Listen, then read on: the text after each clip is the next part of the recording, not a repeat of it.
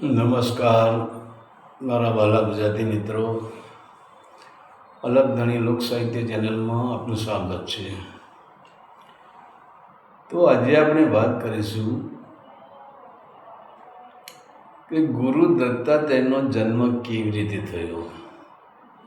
ગુરુ દત્તાત્રેયના માતા પિતા કોણ હતા અને ગુરુ દત્તાત્રેયનો જન્મ કયા કારણથી થયો. તો આપણે જો ગુરુ દત્તાત્રેયને સંપૂર્ણ ઇતિહાસ જાણવો હોય તો પછી ત્રિદેવો પાસે જવું પડે. તો કહેવાય છે કે જ્યાં અત્રિ મુનિ હતા અને અત્રિ મુનિના લગ્ન માતા અનસૂયા સાથે થયેલા હતા,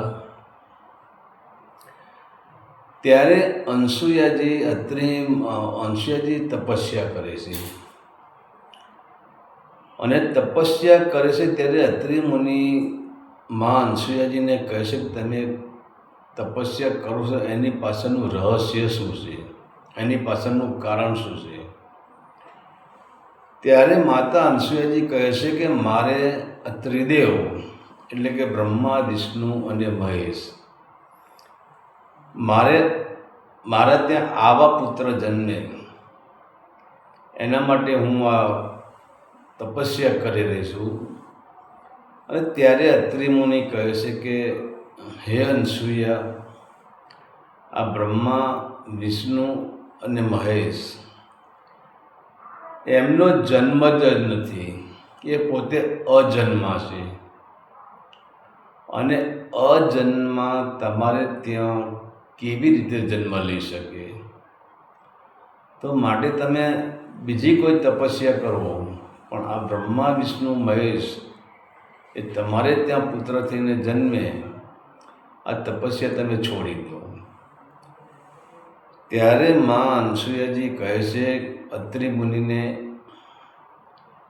કે મને મારા પતિવ્રતા ધર્મ ઉપર અને મારા તપ ઉપર, મારી તપસ્યા પર મને પૂરેપૂરો વિશ્વાસ છે કે ભવિષ્યમાં પણ આ ત્રિદેવને મારા ત્યાં જન્મ લેવો પડશે.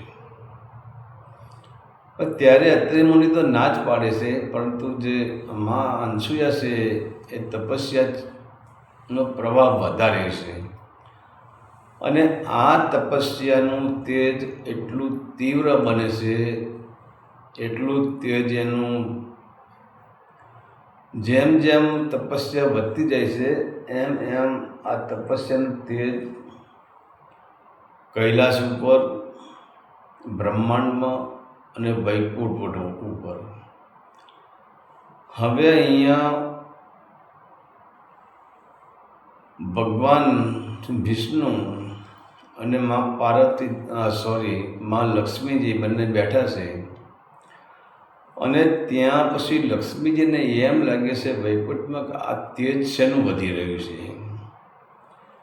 ત્યારે લક્ષ્મીજી પોતે ભગવાન વિષ્ણુને વાત કરે છે કે આ શું છે, આ કોની તપસ્યાનું તેજ છે. ત્યારે ભગવાન વિષ્ણુ કહે છે કે હે લક્ષ્મીજી, આ અનસૂયાની તપસ્યાનું તેજ છે.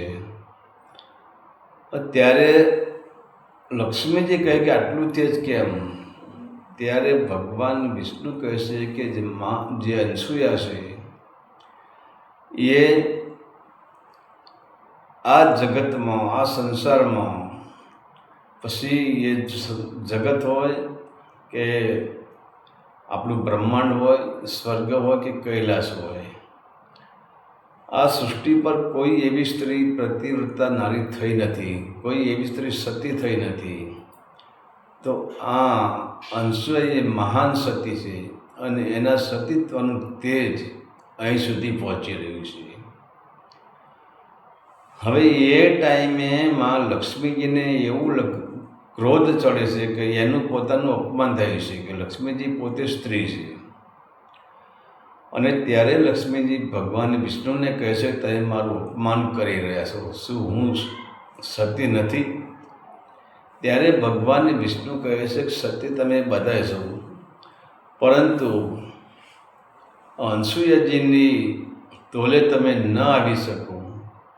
અનસૂયાજીથી મોટી આ જગતમાં કોઈ સતી જ નથી. હવે ત્યારે લક્ષ્મીજીને અનસૂયા પ્રત્યે ક્રોધ આવી જાય છે અને લક્ષ્મીજી કહે છે કે હવે ગમે તે થાય પણ અનસૂયાજી છે એમની પરીક્ષા લેવી પડે અને એમની પરીક્ષામાં પાસ થઈ જાય તો હું માનું, નહીંતર હું માનું નહીં. હવે જ્યાં વિષ્ણુજી અને લક્ષ્મીજીના ત્યાં જે પ્રોબ્લેમ થયો છે, જે માથાકૂટ થઈ છે અનસૂયાજી વિશે, એવી જ તકલીફ બ્રહ્મા અને સરસ્વતી વચ્ચે થઈ છે. કારણ કે અનસૂયાનું તેજ બ્રહ્માંડમાં પણ વ્યાપી રહ્યું છે. ત્યારે સરસ્વતી સાવિત્રી કહે છે બ્રહ્માજીને કે આ તેજ કોનું છે? ત્યારે બ્રહ્માજી કહે છે કે આ સૌથી મોટી જે સતી છે માં અનસૂયા, તો અનસૂયાનું તેજ છે. ત્યારે સાવિત્રી પણ કહે છે કે અનસૂયાજીની પરીક્ષા લેવી પડે અને પરીક્ષામાં પાસ થાય તો જ હું માનું, નહીંતર હું માનું નહીં. ત્યાર પછી હવે વિષ્ણુ અને લક્ષ્મીજી, બ્રહ્મા અને સાવિત્રી, આ ચારેય માણસો પછી આવે છે કૈલાસ ઉપર કે ચલો ભોળાનાથ પાસે જઈએ. ભોળાનાથનું શું કહેવું થાય છે? હવે આ લોકો ભોળાનાથ પાસે આવે છે ત્યારે અહીંયા પણ એ તકલીફ ચાલી છે. ત્યારે પાર્વતીજી ભોળાનાથને કહે છે કે હે ભોળાનાથ, હે મહાદેવજી, જ્યાં સુધી અનસૂયાની પરીક્ષા ન લેવાય અને જો અનસૂયા પરીક્ષામાં પાસ ન થાય ત્યાં સુધી અમે માનીએ નહીં કે અનસૂયા એ મહાસતી છે, પ્રતિવતા નારી છે. હવે આમાં એવું થશે, ત્રણેય દેવીઓ એક સાઈડ, માં પાર્વતીજી, સાવિત્રીજી અને લક્ષ્મીજી, આ ત્રણેય દેવો બ્રહ્મા, વિષ્ણુ, મહેશને કહે છે કે અમારે એમની પરીક્ષા લેવી જ છે. અમે ત્રણ દેવીઓ છીએ, તમે એને અમારાથી મહાન, એટલે કે અમારાથી તમે સતી કહો છો, જગતમાં આનાથી મોટી કોઈ સતી જ નથી. તો એનો પુરાવો શું, એનું પ્રમાણ શું, એની પરીક્ષા લેવી પડે. ત્યારે શિવ કહે છે કે પરીક્ષા લેવાની કોઈ જ જરૂર નથી. એમ છતાં આ દેવીઓ માનતા જ નથી. ત્યાં નારદજી આવી જાય છે અને નારદજીની તો આ ચર્ચામાં બહુ રસ હોય અને નારદજી કહે છે કે બ્રહ્માજીને કહે છે કે પરમપિતા આ શું તકલીફ છે? ત્યારે નારદજી વાત કરે છે કે બેટા, જે સતી અનસૂયાજી છે એમની વિશે ચર્ચા ચાલી રહી છે અને આ ત્રણેય દેવીઓ એમ કહે છે કે અનસૂયાજીની પરીક્ષા લેવી પડે. તો નારદ હવે નક્કી કર્યું કે હું તો જો દેવોના પક્ષમાં જવું કે માતાઓના પક્ષમાં જવું. પણ તો નારદે નક્કી કર્યું કે જે તે વસ્તુનું પ્રૂફ તો થવું જોઈએ અને નારદ કોઈ કામ બાકી રાખે નહીં. તો નારદજીએ ત્રણેય માતાઓનું ઉપરાણું લીધું અને કહ્યું કે હા પિતાજી, અનસૂયાજીની પરીક્ષા તો થવી જ જોઈએ, એટલે કે શી ખબર પડે સતી છે કે કોણ છે. હવે અહીંયા ત્રણેય દેવો બ્રહ્મા, વિષ્ણુ ને મહેશ ત્રણેય મૂંઝવણા છે કે આમની પરીક્ષા હવે શું કરે લેવી પડે. ભાઈ એમ છતાં બ્રહ્મા, વિષ્ણુ અને મહેશે નથી કર્યા, હવે આની પરીક્ષા લેવી જ પડશે. હવે ત્યારે પછી ત્રણેય દેવો કહે છે કે અમે અનસૂયાજીની પરીક્ષા લેવા માટે જઈએ છીએ. પણ હવે અહીંયા એવું બને છે કે જે અનસૂયાજીના પતિ છે એ અત્રિ મુનિ. હવે અત્રિ મુનિ જ્યાં સુધી આશ્રમમાં હોય ત્યાં સુધી અનસૂયાજીની પરીક્ષા લેવાય નહીં. એટલે પછી ત્યાં એવી ઘટના ઘટે છે કે એક સાધુ આવે છે. એક સાધુ આવીને અત્રિ મુનિને કહે છે કે હે મુનિવર, તમને અંગીરા ઋષિએ હાલ તમને બોલાવ્યા છે, એમને ત્યાં યજ્ઞ કરવાનો છે, તો તમે મારી સાથે ચાલો. અને ત્યાંથી કહેવાય છે કે અત્રિ મુનિ પેલા સાધુ સાથે અંગિરા ઋષિના આશ્રમમાં જતા રહે છે. અને અંગિરા ઋષિના આશ્રમમાં જ્યારે અત્રે ઋષિ જાય છે ત્યારે અહીંયા અનસુયાજી એકલા જ આશ્રમમાં હોય છે. અને ત્યારે પછી એ જ સમયે આ બ્રહ્મા, વિષ્ણુ અને મહેશ આ ત્રણેય લોકો નક્કી કરે છે કે હવે પરીક્ષા કેવી રીતે લેવી. ત્યારે પછી કહે છે કે હવે આપણે દેવ રૂપમાં તો જવું જ નથી. એટલે ત્રણેય લોકો સાધુનું રૂપ ધારણ કરે છે. અને સાધુનું રૂપ ધારણ કરીને એ માં અનસુયાજીના આશ્રમમાં આવે છે. હવે વિચાર તો કરો કે જે બ્રહ્મા, વિષ્ણુ અને મહેશ એ પોતાની પત્નીઓને ખુશ રાખવા માટે જેમને આ પરીક્ષાનું આયોજન કર્યું છે. અને આમાં પણ જે બ્રહ્મા, વિષ્ણુ, મહેશ અને જે આયોજન કરતા હોય એની અંદર કંઈક રહસ્ય પડેલું હોય.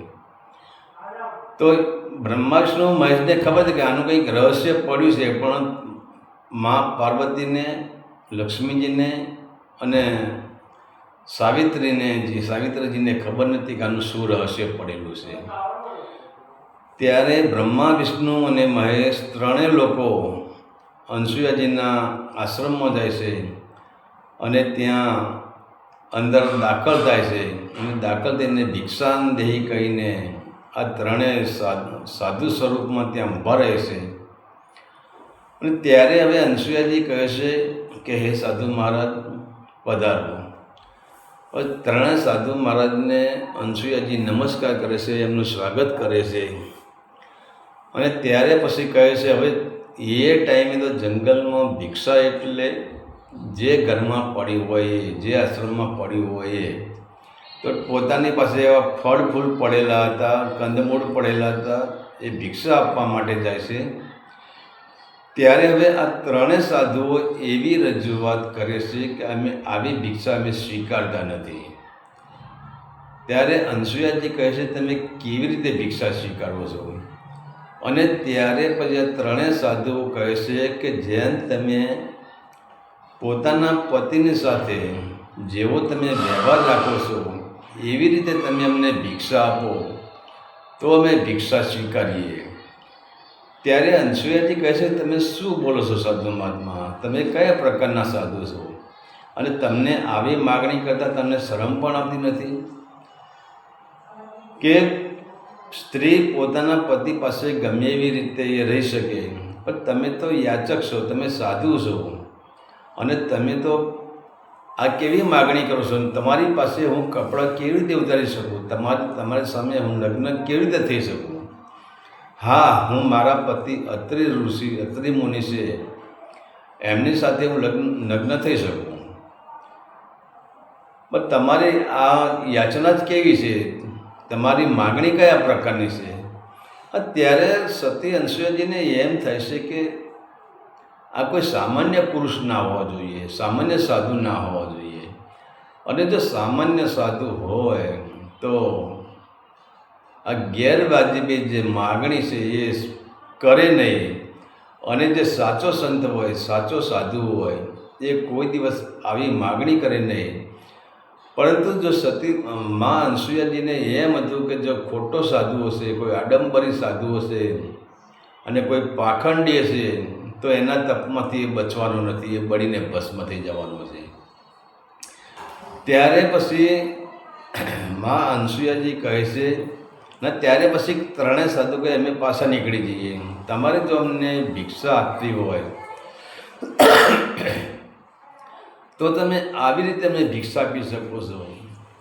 તમે તમારા પતિ સાથે જેવો વ્યવહાર કરો છો એવો જ વ્યવહાર તમારે અમારી સાથે કરવાનો છે અને અમને ભિક્ષા આપવાની છે. હવે આ તો થોડી જેવી તેવી નારી હતી, આ તો સતી અનસુયા હતી. અને એને કીધું કે કંઈ વાંધો નહીં, તમે પાછા જશો નહીં. અને સતી અનસુયાજી પોતાની કુટિયામાં જાય છે. અને ત્યાં કુટિયામાં જઈને એ પોતે એમના જે ત્રીજા નેત્રમાં દિવ્ય દૃષ્ટિથી જુએ છે.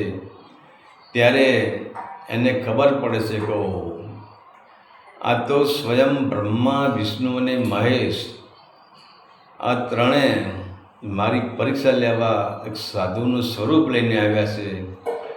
પણ અહીંયા તો અનસુયાજીને નક્કી થઈ જાય છે કે જ્યારે હું આ બાળકની હું માગણી કરતી હતી કે મારે તેજસ્વી બાળક બ્રહ્મા વિષ્ણુ ને મહેશ એ મારા ત્યાં બાળક થઈને જન્મે, જે હું માગણી કરતી હતી, જેની હું તપસ્યા કરતી હતી, મને એવું લાગે છે કે હવે આનું ફળ મને લાગવા આવ્યું છે, આનું ફળ મને મળશે. અને અત્રે ઋષિ જે કહેતા હતા કે તું ખોટી જીદ કરે છે, તું ખોટી તપસ્યા કરે છે, કારણ કે તું બીજા દેવોની તપસ્યા કરી તો બરાબર છે, પણ બ્રહ્મા વિષ્ણુ અને મહેશ આ ત્રણેય અજન્મા છે, અને જે અજન્મા છે એ કોઈના ત્યાં જન્મ લઈ શકતા નથી. તો આ કઠિનમાં કઠિન તપસ્યા છે. પરંતુ આજે બ્રહ્મા વિષ્ણુ અને મહેશ એટલે કે ભોલેનાથ એક સાધુ સ્વરૂપમાં મા અનસુયાજીના આશ્રમ ઉપર આવ્યા છે અને એમને માગણી કેવી કરી છે કે તમે પોતે નવસ્ત્ર થઈને કે તમે અત્રિ મુનિ સાથે જેવો વ્યવહાર કરો છો એવી જ રીતે અમને ભિક્ષા આપો. તો એનો અર્થ થયો કે તમે નવસ્ત્ર થઈને મને ભિક્ષા આપો. ત્યારે માં અનસુયાજી પોતાની કુટિયામાં જઈને જોયું કે આ વાંધો નહીં, બ્રહ્મા વિષ્ણુને મહેશ છે અને મારી પરીક્ષા કરવા આવ્યા છે. ત્યારે અનસુયાજી કુટિયામાંથી બહાર આવે છે અને ત્રણેય દેવોને કહે છે કે વાંધો નહીં, તમે જેવી રીતે ભિક્ષા માગો છો એવી રીતે ભિક્ષા હું તમને આપવા માટે તૈયાર છું, પણ એ ભિક્ષા લેવા માટે તમારે મારી કુટિયાની અંદર, મારી ઝૂંપડીની અંદર, મારા રૂમમાં કે મારા આશ્રમમાં મારી રૂમમાં તમારે આવવું પડે. તો પછી આવા ત્રણેય જે સાધુઓ તૈયાર થઈ જાય છે અને અનસુયાજી કહે છે તમે મારી રૂમમાં પધારો, મારી કુટિયામાં પધારો. અને આ ત્રણેય સાધુને બેસવા માટે એક આસન, એક જ આસન પાત્ર છે ત્રણ માટે, અને ત્રણને ત્યાં બેસાડે છે. અને બેસાડ્યા પછી જે અનસુયાજી હોય છે એ પોતાની દિવ્ય દ્રષ્ટિથી પોતાના પતિ એટલે કે અત્રિ ઋષિની એમને પ્રાર્થના કરે છે. હવે અત્રિ ઋષિ તો અહીં હાજર છે નહીં. એ અત્રિ ઋષિ તો અંગિરા ઋષિના ત્યાં યજ્ઞ માટે અંગિરા ઋષિના આશ્રમમાં ગયેલા છે. અને અહીંયા માં અનસુયાજી એમને પ્રાર્થના કરે છે, મનોમન પ્રાર્થના કરે કે હે પતિદેવ, મેં તમારાથી લગ્ન કર્યા પછી હું જો સંપૂર્ણ રીતે પવિત્ર હોત ને સંપૂર્ણ રીતે હું પ્રતિવ્રતા નારી હોત તો મારું સતીત્વનું તેજ છે, મારું નારીનું તો તેજ છે, અને મારી જે ઉગ્ર ભક્તિને છે અને વિચાર કરો, અનસુયાજી છે એ ઓમની સાધના કરતા હતા. એ ઓમ નમઃ શિવાય પણ કહેતા નહોતા, વિષ્ણુનું પણ નામ લેતા નહોતા અને બ્રહ્માજીનું નામ પણ લેતા નહોતા. ફક્ત ઓમની જ સાધના કરતા હતા. જ્યારે એ સાધનામાં બેસે ત્યારે કલાકો સુધી ખ્યાલ નહીં, એમના અંદરથી એમના બ્રહ્મરંધ્રમાંથી કહેવાશે કે ઓમ ઓમ ઓમ ઓમ ઓમ ઓમ ઓમ, એની ઓમનો શબ્દ નીકળતો. અને એ ઓમની ધ્વનિ કૈલાસ ઉપર પહોંચી હતી. અને એ જ ઓમની ધ્વનિ બ્રહ્મરંધ્રમાંથી બ્રહ્માંડમાં પહોંચી હતી. અને એ જ ઓમની ધ્વનિ કહેવાશે કે વૈકુંઠમાં પહોંચી હતી. અને આ ઓમની ધ્વનિનું ત્રણેય લોકમાં એનું તેજ પડતું હતું. અને ત્યારે પછી આજે મા પાર્વતી, સાવિત્રી અને લક્ષ્મીજીને એમ થયું કે હવે આની પરીક્ષા કરવી પડશે. એમની પરીક્ષા થતી નથી, એની ઓમની ધ્વનિનું તેજ જ્યારે વધી ત્યારે પછી એમને કીધું કે હવે આપની પરીક્ષા કરો, આ સાચા સતી છે કે ખોટા સતી છે. તો હવે માં અનસુયાજી કહે છે, ત્રણેય દેવોને કહે છે કે હું તમને ભિક્ષા આપવા માટે તૈયાર છું, કેમ કે એમને દિવ્ય દ્રષ્ટિથી જોઈ લીધું કે કોણ છે. અને ત્યારે પછી ત્રણેય દેવોને કહેશે તમે મારી કુટિયામાં પધારો. અને જ્યારે ત્રણેય દેવો કુટિયામાં પધારે છે અને ત્યાં કહેવાય છે કે લાલ કલરનું કાપડ એમને પાથરી દીધું છે.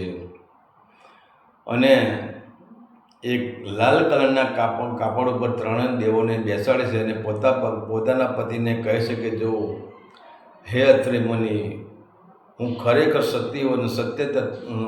સત્યથી હું જીવન જીવે તો તમે મને સહાય કરજો એમ કહીને આ ત્રણેય બાળકો ઉપર જ્યાં દ્રષ્ટિ ફેંકે છે. ઘણા કે પાણી ક્યાંય રેડ્યું જ નથી, પાણીની અજની આપી જ નથી. સતી અનસુયાજી આ ત્રણેય દેવો પર દ્રષ્ટિપાત કરે છે અને એ જ્યાં દ્રષ્ટિપાત કરે છે ત્યાં ત્રણેય દેવો તાજા જન્મેલા જેવા બાળક હોય એવા ત્રણેય દેવો બાળક બની જાય છે. અને ત્યાર પછી કહેવાય છે કે માતા અનસુયાજી આ પોતાના હવે તો એ સાધુ મટી ગયા. હવે અનસુયાજીના 3 બાળકો થઈ ગયા. હવે બાળક સાથે તો માં ગમે તે રીતે બાળક સાથે માં કરી શકે. એટલે પછી 3 બાળકોને વારા ફરતી લઈને અનસુયાજી પોતાનું સ્તનપાન કરાવે છે. અને જ્યાં સ્તનપાન કરાવતા હોય ત્યારે નારદજીને તો ખબર હતી કે આ ઘટના ઘટવાની હતી, કારણ કે નારદજી પોતે ત્રિકાળ જ્ઞાની હતા. અને પછી જ્યાં અનસુયાજી આ બાળકોને સ્તનપાન કરાવે છે, હવે એક બાળકને સ્તનપાન કરે છે, 2 બાળકો રડતા હોય છે, અને ત્યાં નારદજી આવીને જોઈ જાય છે. અને ત્યારે નારદજીને એમ થાય છે કે આ લોકો આવ્યા હતા પરીક્ષા લેવા, પણ પોતે જ આ જાળમાં ફસાઈ ગયા છે અને એમની જ પરીક્ષા લેવાઈ ગઈ છે. ત્યાર પછી નારદજી જાય છે પહેલાં તો સીધા એમની માતા છે તો સાવિત્રી માતા પાસે જાય છે. અને ત્યારે સાવિત્રી માતા ઉદાસ બેઠા હોય છે. અને ત્યારે નારદજી કહે કે માં ઉદાસ કેમ બેઠા છો? ત્યારે સાવિત્રી કહે કે નારદજી કે તારા પિતાજી બ્રહ્માજી એ ક્યારના ગયા છે અનસુયાજીની પરીક્ષા લેવા, તો પણ હજી આવ્યા નથી, તે ક્યાંય જોયા છે? નારદજી કે ભાઈ મેં તો એમને ક્યાંય જોયા જ નથી. એમ કહેતા હવે 3 દેવીઓ ત્યાં ભેગી થઈ જાય છે. અને 3 દેવીઓ એટલે કે મા પાર્વતી, મા સાવિત્રીજી અને મા લક્ષ્મીજી, આ 3 દેવીઓ નારદજીને વિનંતી કરે છે કે તમારા પતિને તમે ક્યાંય જોયા છે? આ નારદજી કે ભાઈ તમારા પતિને મેં ક્યાંય જોયા નથી. ત્યારે પાર્વતીજી કહે છે કે તમે તો ત્રિકાળદર્શી છો, તમારી ત્રિકાળદર્શી દ્રષ્ટિથી તમે જુઓ અમારા પતિ ક્યાં છે. ત્યારે નારદજી કહે છે મેં મારી ત્રિકાળ દ્રષ્ટિથી જોઈ લીધું કે તમારા પતિ બ્રહ્માંડમાં, પૃથ્વી ઉપર કે વૈકુંઠમાં કે કૈલાસ ઉપર કે 9 ખંડમાં તમારા પતિ ક્યાંય નથી, પણ આ 3 બાળકો દેખાય છે.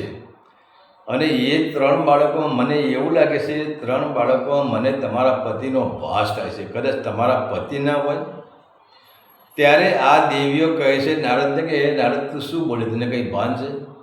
અને બ્રહ્મા વિષ્ણુ મહેશ તો મોટામાં મોટા દેવ છે અને એમને કોણ બાળકો બનાવી દે? આ નારદ કે નહીં, બાળકોને મને એવું દેખાય છે કે મને એવું લાગે છે કે તમારા પતિ મને બાળકોના રૂપમાં દેખાય છે. ત્યારે નારદજી કહે છે કે માં આ બધી માથાકૂટ છોડો, તમે સ્વયં ત્રિકાળદર્શી છો, તમે સ્વયં જોઈ લો કે તમારા પતિ ક્યાં છે. અને ત્યારે કહે છે કે આ 3 દેવીઓ પોતાની દ્રષ્ટિ આંખો બંધ કરીને ત્રિકાળ પોતાની દિવ્ય ચક્ષુમાં જે જુએ છે, ત્યારે આ 3 દેવીઓને દરેકને પોતપોતાનો પતિ માં અનસુયાજીના આશ્રમમાં એક હિંચકામાં એ 3 બાળકો ભેગા સૂઈ ગયા હોય છે. અને માં અનસુયાજી એમને હિંચોડતા હોય છે, એમને હિંચકો નાખતા હોય છે. અને 3 દેવીઓ આ દૃશ્ય જુએ છે. અને ત્યારે પછી બધા કહે છે કે નારદજીની વાત સાચી છે, આપણા પતિ તો તાજા જન્મેલા બાળક જેવા બની ગયા છે. અને ત્યાં હવે એવી ઘટના ઘટે છે કે હવે આ 3 બાળકને અનસુયાજી હિંચકો નાખે છે, એનો હાલો ગાય છે, એની લોરી ગાય છે, એમને સુવડાવે છે. અને ત્યાં જ અત્રિ ઋષિનું આગમન થાય છે.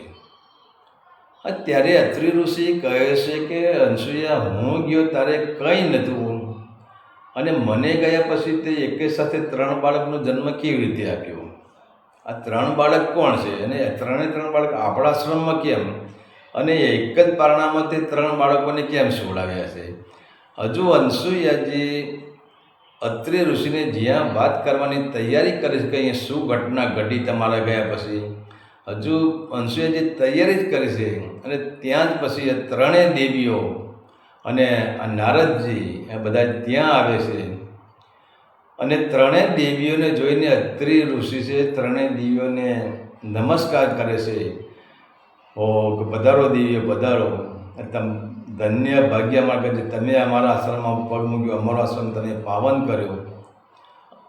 ત્યારે અનસુયાજી અત્રિ મુનિને કહે છે કે એમને પૂછો તો ખરા એ કેમ પધાર્યા છે. ત્યારે અત્રિ ઋષિ કહે કે એ દર્શન આપવા આવ્યા છે. ત્યારે અનસુયાજી કે એ તમને દર્શન આપવા આવ્યા નથી, એ એમના કામથી પધાર્યા છે, તમે પૂછો કયા કામથી પધાર્યા છે.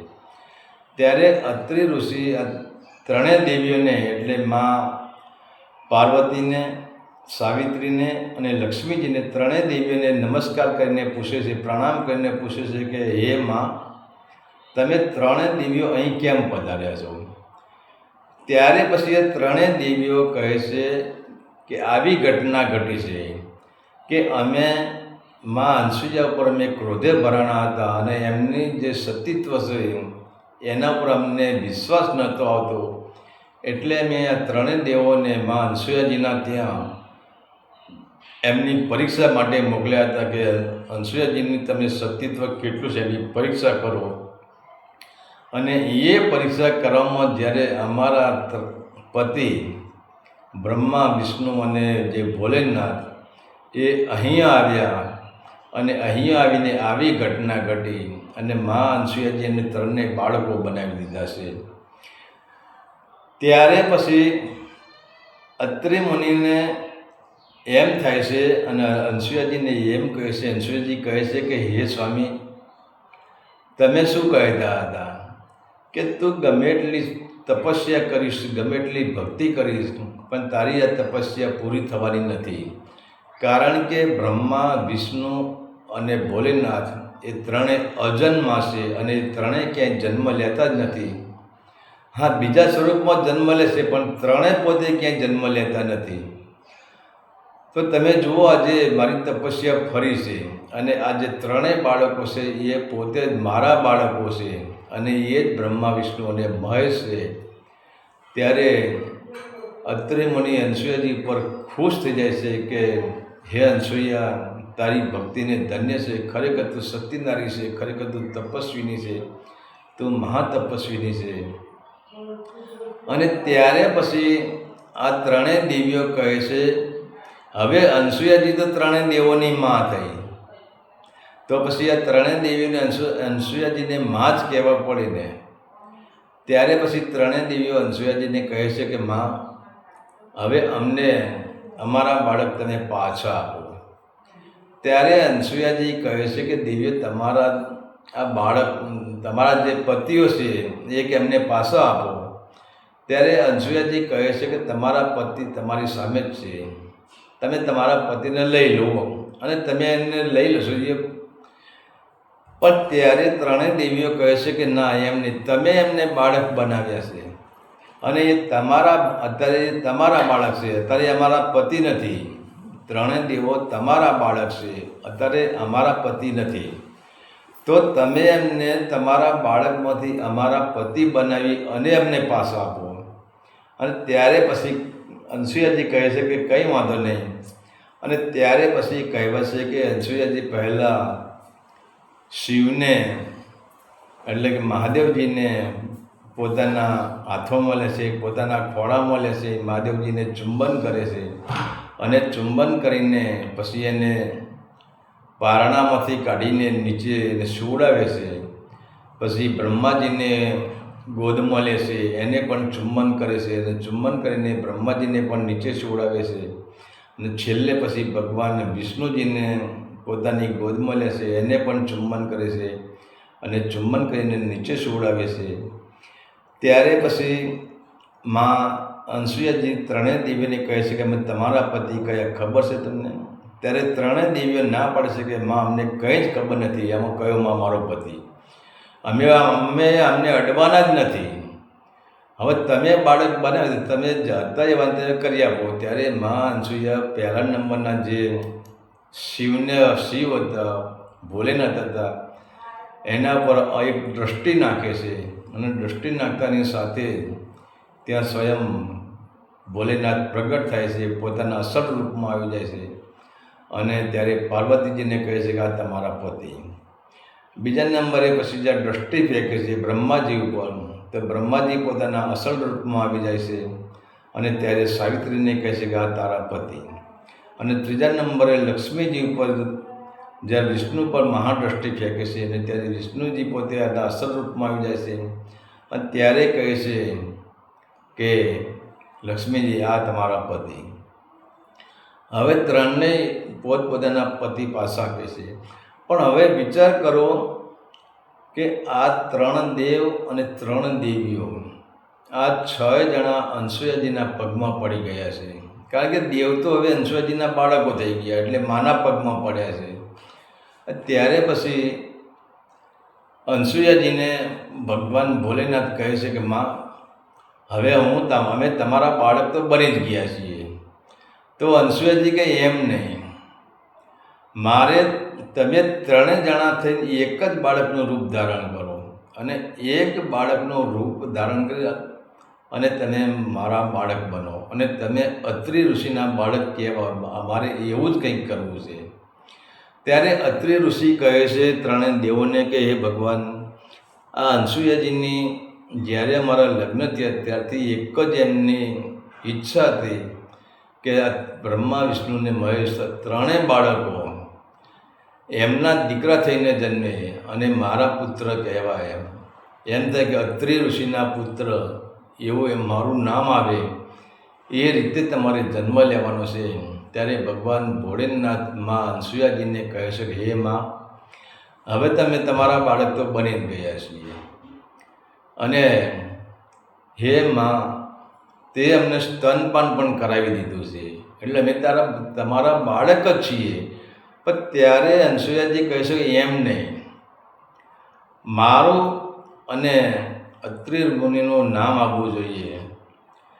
ત્યારે ભગવાન શિવ કહે છે કે 3 દેવો કહે છે હે માં, અમે તારા જ બાળકો બનશું, પણ એમાં અમે 3 નહીં હોઈ શકીએ, અમે 3માંથી એક બનશું. ત્યારે ભગવાન ભોલેનાથ કહે છે કે હે માં, અમારા પગ 2 હશે, અમારું શરીર 1 હશે, પણ અમારા હાથ 6 હશે, અને અમારા મુખ 3 હશે. અને અમે ગુરુ દત્તાત્રેયના નામથી અમે પૂજાશું. અને આજે પણ જે દત્તાત્રેય જે ભગવાન છે, જેને આપણે દત્તાત્રેય ગુરુ કહીએ છીએ, એ પોતે અત્રિ ઋષિના પુત્ર છે, અને એ પોતે જ મા અનસુયાના પુત્ર છે.